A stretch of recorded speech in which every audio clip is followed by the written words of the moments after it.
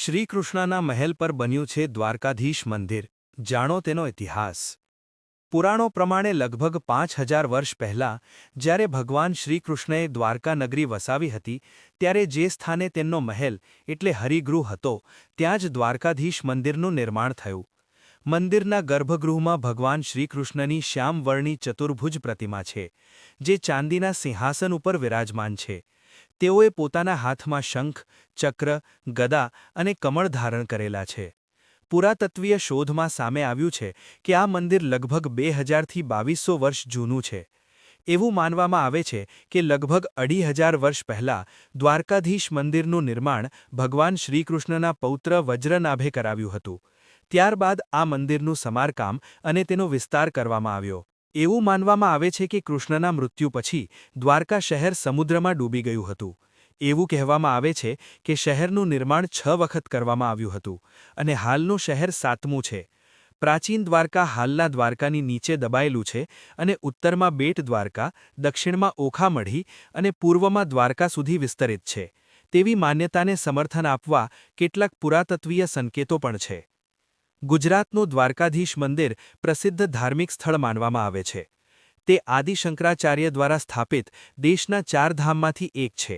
અહીં ભગવાન શ્રીકૃષ્ણની પૂજા દ્વારકાધીશના રૂપમાં થાય છે। તેનો અર્થ દ્વારકાના રાજા છે। દ્વાપર યુગમાં આ સ્થાન ભગવાન કૃષ્ણની રાજધાની હતું।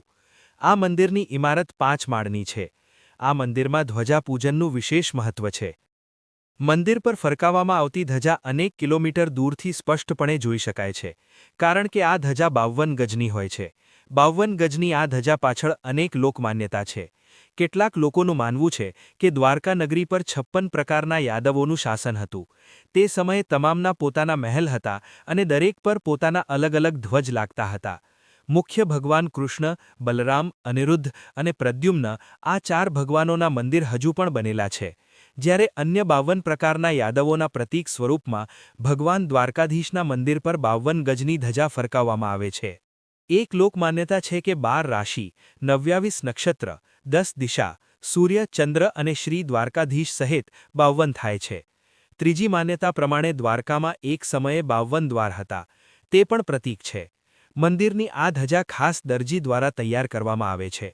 જ્યારે ધજા બદલવાની પ્રક્રિયા થાય છે તે સમયે તેને જોવા પર પ્રતિબંધ હોય છે।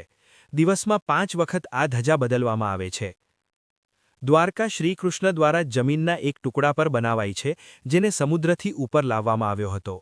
એકવાર દુર્વાસા ઋષિ દ્વારકા આવ્યા અને શ્રીકૃષ્ણ તથા રૂકમણીની સાથે મહેલ જતા હતા ત્યારે રસ્તામાં રૂકમણીને તરસ લાગી તો શ્રીકૃષ્ણએ એક પૌરાણિક દ્વાર જમીનમાં ખોલ્યું જેનાથી ગંગા નદીની ધારા અવતરિત થઈ અને દુર્વાસા ઋષિએ ક્રોધવશ રૂકમણીને સદૈવ તે સ્થાન પર રહેવાનો શ્રાપ આપ્યો। આજે મુખ્ય મંદિરની પાસે જ જે જગ્યા રૂકમણી મંદિર છે ત્યાં જ તે સમયે રૂકમણી ઊભા હતા જ્યારે તેમને શ્રાપ આપવામાં આવ્યો હતો।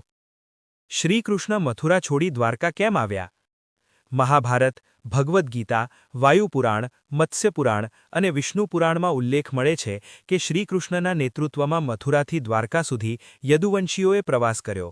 ભગવાન શ્રીકૃષ્ણએ જ્યારે કંસ વધ કર્યો તો પ્રતિશોધના કારણે કંસના સસરા જરાસંધે મથુરા પર ક્રમશઃ 17 વાર આક્રમણ કર્યું પરંતુ દરેક વખતે તે હારી ગયો।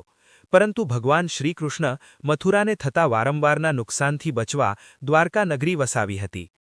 15મી શતાબ્દીમાં ઈસવીસન 1472માં ગુજરાતના તત્કાલીન શાસક મહેમૂદ બેગડાએ આને હજ માટે મક્કા જનારાઓને સમુદ્રી ડાકુઓથી સુરક્ષાની આડમાં લૂંટ્યું અને ધ્વસ્ત કર્યું। તેણે દ્વારકાને તો લૂંટ્યું જ સાથે ઘણા હિન્દુ મંદિરોને લૂંટ્યા અને તોડી નાખ્યા। હાલનું જે મંદિર ચાલુક્ય શૈલીમાં બન્યું છે તેનો જીર્ણોદ્ધાર 15મી-16મી શતાબ્દીમાં રાજા જગતસિંહ રાઠોડે કરાવ્યો હતો તેથી તેને જગત મંદિર પણ કહેવામાં આવે છે।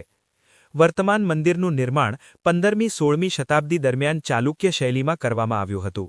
મંદિર 27 મીટર લંબાઈ, 21 મીટર પહોળાઈ ધરાવતા ક્ષેત્ર પર આવેલું છે। તેની પૂર્વ-પશ્ચિમ લંબાઈ 29 મીટર અને ઉત્તર-દક્ષિણ પહોળાઈ 23 મીટર છે। મંદિરનું સૌથી ઊંચું શિખર 51.8 મીટર છે। મંદિર 72 થાંભલાઓ પર બાંધવામાં આવેલી 5 માળની રચના ધરાવે છે। અમુક સ્થળે 60 થાંભલાવાળું રેતીના પથ્થરનું મંદિર તરીકે પણ ઉલ્લેખિત છે। કૃષ્ણના પૌત્ર દ્વારા શ્રીકૃષ્ણના મહેલ એટલે હરિગૃહ ઉપર આ મંદિરનું નિર્માણ કરાવ્યું હતું। મંદિરમાં સભાખંડ અથવા પ્રેક્ષક ખંડ છે। મંદિરમાં બે મહત્વપૂર્ણ પ્રવેશદ્વાર છે. એક મુખ્ય પ્રવેશદ્વાર છે જેને મોક્ષદ્વાર કહેવામાં આવે છે, જેનો અર્થ મુક્તિનો દ્વાર છે, અને બહાર નીકળી જવાનો દરવાજો જે સ્વર્ગદ્વાર તરીકે ઓળખાય છે, જેનો અર્થ છે સ્વર્ગનો દરવાજો. ગર્ભગૃહમાં સ્થાપિત મુખ્ય દેવતા દ્વારકાધીશ છે, જે વિષ્ણુના ત્રિવિક્રમ સ્વરૂપ તરીકે જાણીતા છે અને તેમને 4 હાથો ધારણ કરેલા દર્શાવાયા છે. મુખ્ય વેદીની લાંબી બાજુના ઓરડી પર કૃષ્ણના મોટા ભાઈ બલરામ છે. જમણી બાજુની ઓરડીમાં શ્રીકૃષ્ણના પુત્ર પ્રદ્યુમ્ન અને પૌત્ર અનિરુદ્ધની છબીઓ છે. મધ્યસ્થ મંદિરની આજુબાજુની ડેરીઓમાં રાધા, રૂકમણી, જાંબવતી, સત્યભામા, લક્ષ્મી, દેવકી જે કૃષ્ણની માતા છે, માધવરાવજી જે કૃષ્ણનું બીજું નામ છે, રૂકમણી, જુગલ સ્વરૂપ જે કૃષ્ણનું નામ છે, લક્ષ્મીનારાયણની મૂર્તિઓ છે. આ એક પુષ્ટિમાર્ગ મંદિર છે, એટલે આ વલ્લભાચાર્ય અને વિઠ્ઠલ દ્વારા બનાવેલા દિશાનિર્દેશો અને અનુષ્ઠાનોનું પાલન કરે છે. જન્માષ્ટમી કે ગોકુલાષ્ટમી જેવા તહેવારની શરૂઆત શ્રીકૃષ્ણના જન્મદિવસે વલ્લભ ઈસવીસન 1473થી 1531માં દ્વારા જ શરૂ કરવામાં આવી હતી. 8મી શતાબ્દીમાં હિન્દુ ધર્મશાસ્ત્રી અને દાર્શનિક શ્રી આદિશંકરાચાર્યએ આ મંદિરનો પ્રવાસ કર્યો અને ત્યારથી ભારતમાં હિન્દુઓ દ્વારા પવિત્ર ગણાતા 4 ધામ તીર્થનો હિસ્સો બની ગયું. ઓડિશામાં પુરી, તમિલનાડુમાં રામેશ્વરમ તેમજ ઉત્તરાખંડમાં બદ્રીનાથ અને અન્ય 3 ધામ બનાવ્યા. દ્વારકાથી 30 કિલોમીટર દૂર બેટ દ્વારકા આવેલું છે, જેને શંખોદરના નામથી પણ ઓળખવામાં આવે છે. આ એ જ ટાપુ છે જ્યાં કૃષ્ણ મથુરા છોડી યદુવંશીઓને સૌ પ્રથમ લાવ્યા હતા. ત્યારબાદ દ્વારકાનું નિર્માણ થયું. પુરાતત્વીય સર્વેક્ષણમાં 500 મીટર સુધી ફેલાયેલા એક કાટમળની દિવાલ, જે ઘણી જગ્યાએ ક્ષતિગ્રસ્ત થઈ ગઈ હતી, તેની ખબર પડી. દિવાલની ખંડોમાંથી મળેલા માટીના વાસણોની હર્મોલ્યુમિનેસેન્સ ડેટિંગ વિધિથી તેનું આયુષ્ય તપાસ્યું તો તે 3500 વર્ષ જૂનું મળ્યું. તેનાથી આ વાતની પુષ્ટિ થઈ કે આ દિવાલ ઈસવીસન પૂર્વે 16મી શતાબ્દીની છે. ટાપુના દક્ષિણ ભાગની સાથે મધ્યમાં પણ સમુદ્રની તરફ દિવાલો છે. આ દિવાલની લંબાઈ 550 મીટર છે. ખાસ વાત એ છે કે સૌથી નીચલી, જો લો ટાઇડ ભરતી હોય ત્યારે જ દેખાય છે. બાલાપુરમાં આવી જ અને જલમગ્ન દિવાલો જોવા મળે છે. રૂકમણી દેવી મંદિર. માત્ર 2 કિલોમીટર દૂર રૂકમણી દેવી મંદિર આવેલું છે. આ એ જ સ્થાન છે જ્યાં દુર્વાસા મુનિએ તેમને શ્રાપ આપ્યો હતો. ઉપરાંત અહીં નાગેશ્વર જ્યોતિર્લિંગ અને શિવરાજપુર બીચ પણ ફેમસ જગ્યા છે. શિવરાજપુર બીચને બ્લુ ફ્લેગ મળ્યો છે. અહીં સ્કૂબા ડાઇવિંગ પણ કરાવવામાં આવે છે. જય શ્રી કૃષ્ણ.